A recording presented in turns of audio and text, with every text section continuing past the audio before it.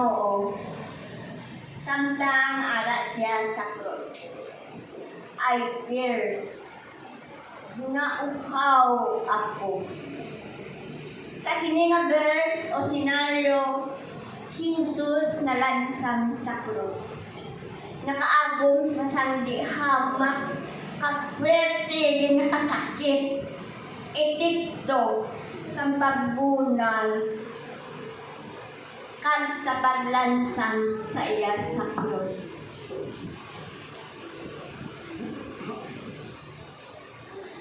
Kung kita ay sa sinakasituasyon, siyempre, hindi din natin inaagwantan. Sakit ba't yagun?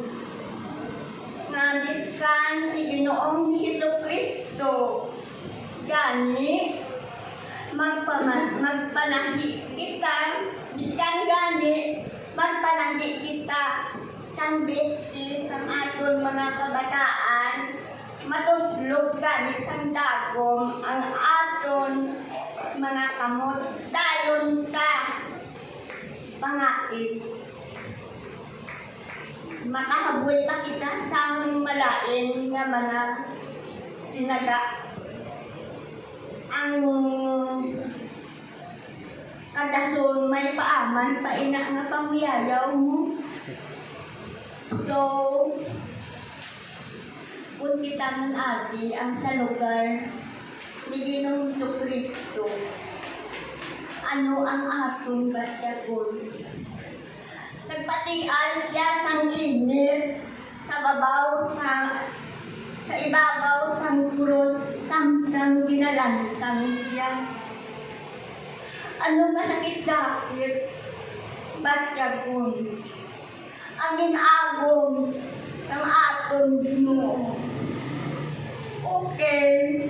So, samtang si Jesus nakalansang sa krus, may mga dinhambal siya. Ang isa na dere ang aiter. Upod, ginauhaw ako. Ang sitwasyon nga ini, nagapamatuod o nagapakita sa iyang pag-antos physical kay ara siya sa tawhanon nga lawas. Kag nabatyagan niya ni Ginoong Jesucristo kung ano ang ginabatyag naton. Kung nakabatyag ka tuyo, si Jesucristo nakabatyag man. Kung nakabatyag ka kakapoy, si Jesucristo nakabatyag man.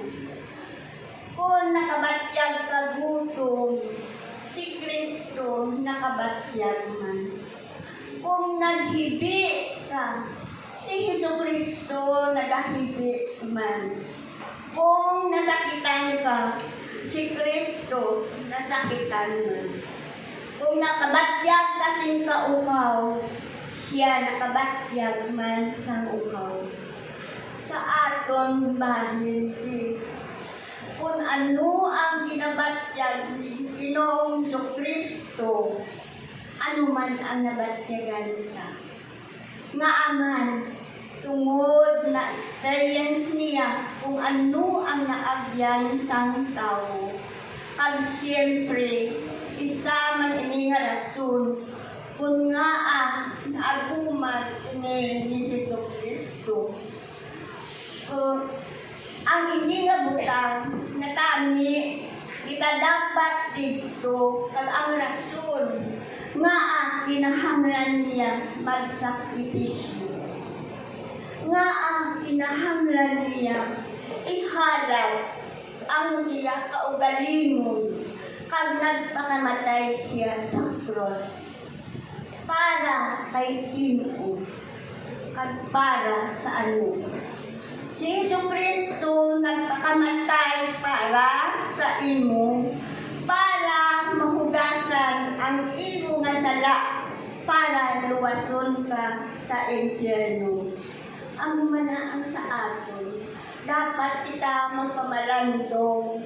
Tintagaan na kita ni sang Ginoo, sang anong kaadlaw, nga dapat pagusto kita kung ano ang aton ugrahon, ano ang aton himuon, papagusto kita pangalipay.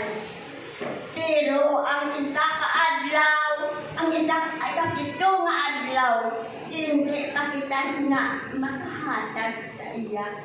Nabuyo na kita. Wala naton din paminsan kung ano ang nadamatan ni Jesucristo nga ginlansang siya sa krus. Nagpakamatay si Jesus para sa imo, sa atong tanan, para mahugasan ang atong mga sala, para luwason ka sa kalayo, sa interno. So, I dare, malikot lamang ini na tinaga, pero it is powerful and effective. At siyempre, kung si Jesucristo nakabatyag sa kauhaw, sa ibabaw sa cross, the man is thirsting, is longing for soul. So dapat paminsaron din naton nga ang atong espiritu magkauhaw man sa presensya ng Diyos. Okay, susubong atong tutibon ang pamalandungan ang ining nga verse. Ang title susubong is Thirsting for God's Presence. Pagkauhaw sa presensya ng Diyos.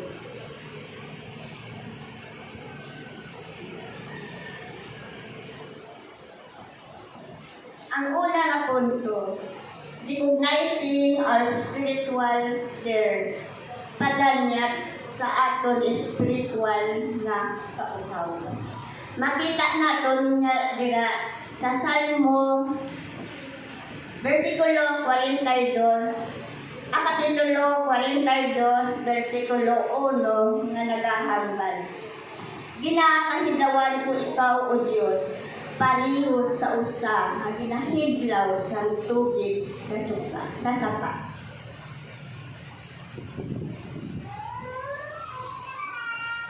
I-explain ko. Kaangay sa pagbahayag ni Jesus, sang pisikal na kauhaw, nabatyagan manaton ang espiritual na pagnanasa para sa presensya sa Diyos.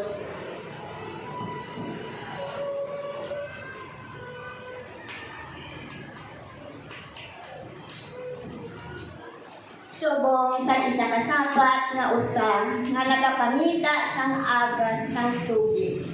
Ginahandom sang aton nga kalag ang pagtahod sa aton manunuga. Batuno naton ang aton kinahanglanon para sa espiritual na pagpapawi kag pangitaon sang bugos naton nga takigpusoon ang Dios. Dira nagakakilala nga kita nakatawhan, nagakinahanglan man kita sa pagkaon sang aton nga kalag. Ang una din nga importante nga pagkaon sang aton nga kalag, amo ang pulong sang Diyos. Dapat kita magpamabuhi nga may pagtuo at pagsalig sa aton manunuga nga amo ang aton Ginoo, ang Diyos nga Amay, nga amo ang nagsakripisyo, nga ginahalad niya ang iyabugto nga anak para sa aton. Ikaduwa nga punto, Jesus fulfillment of Scripture. Pagsunod ni Jesus sa kasulatan. Makita ina sa Salmo kapitulo 69, versikulo 21. Ang pulong sa Diyos nagahambal. Ginabutangan nila sang hilo ang akon pagkaon. Pag ginauhaw ako, ginhatagan nila ako sang langgaw. Kung sa aton man ibahin Kung patangan man sang hilo ang aton nga pagkaon, ano ang aton madangtan? Siyempre, kung hindi ka mahinga daw guro sa ospital, mapatay kita, no? May hilo ang aton nga pagkaon. Kag sanggin uhaw, gintabaan, kasang lang daw. Do ano, ang panabol mo, sang lang daw, hindi ba lang na maaslom? Nanamian naman sila. Ngalang daw, amugin ang nagahatag sang kaaslom sa aton nga tagipusoon. Kay ginabali wala ta ang tulong sang Ginoo. Ang paghambal ni Jesus nga ginauhaw ako, natuman ang kasulatan sa Salmo Kapitulo 69, versikulo 21. Nagapakita sang kabubuton sang Dios sa iyang pag-antos. Paagi sa iyang pagsunod, si Jesus nagapakita sang pagtuman sang kasulatan nga nagapalig-on sang kamatuoran sang iya pagkakinahanglan subong ang ginsaad nga manluluwas. Ikatatlo nga punto, invitation to draw near. Pangadta nga magpalapit sa iya. Sa James Kapitulo 4, versikulo 8. Ang pulong sang Dios nagahambal. Magpalapit kamo sa Dios, kay ang Dios magapalapit sa inyo. Kamo nga mga makasasala, magpabuhi kamo sa matiglo. At kamo nga nagapangduha-duha, tinlukin ninyo ang inyong tagipusoon. Ang pagpangayo ni Jesus ang tubig o pagkauhaw, amo ang paanyaya sa aton na magpalapit kita sa iya. Magpalapit kita sa Diyos. Amo man ang hambal sa James Kapitulo 4, versikulo 8, nga ang magpalapit kita sa Diyos nga ginapromisa na magpalapit man siya sa aton. Samtang kita nagakauhaw sa presensya sa Diyos, tugutan naton ang atong kaugalingon nga magpamita sa iya timbukos nga tagipusoon.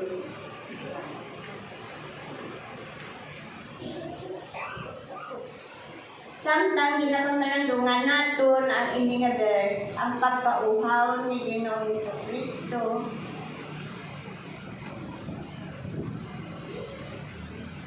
ina-encourage ko lang kamutanan nga malapit kita sa iya. Sa adlaw nga Domingo, amo ina ang adlaw nga ginhatag sa aton sang Ginoo nga ifocus tagid sa iya ang aton nga kaugalingon nga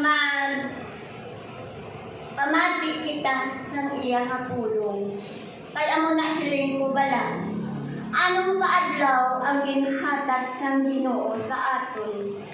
Pagusto kita kung ano ang aton nga himuon. Pero nagapangayo siya ang isa ka adlaw atong ihalad sa iya. Pero hindi pa kita kinakahimo. Kinabaliwala ta ang Ginoo sa aton kabuhi.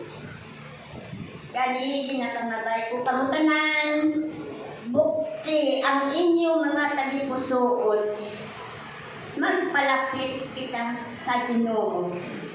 Sa liwat, mayong hapon, and all glory belongs to God. Madami.